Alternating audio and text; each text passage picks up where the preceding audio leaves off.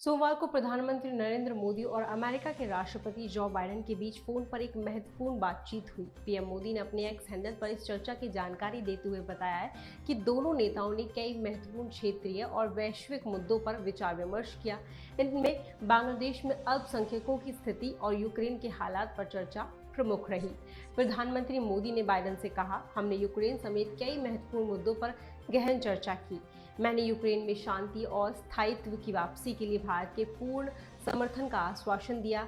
साथ ही बांग्लादेश की स्थिति पर भी चर्चा की और वहां अल्पसंख्यकों, खासकर हिंदुओं की सुरक्षा सुनिश्चित करने की आवश्यकता पर जोर दिया।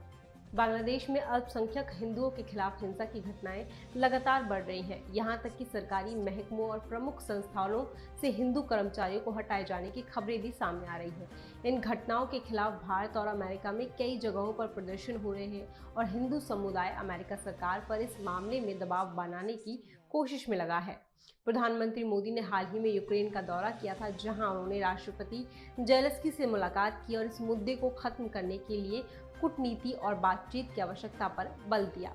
मोदी ने यह भी स्पष्ट किया कि भारत यूक्रेन शांति वार्ता की मेजबानी करने की तैयारी कर रहा है।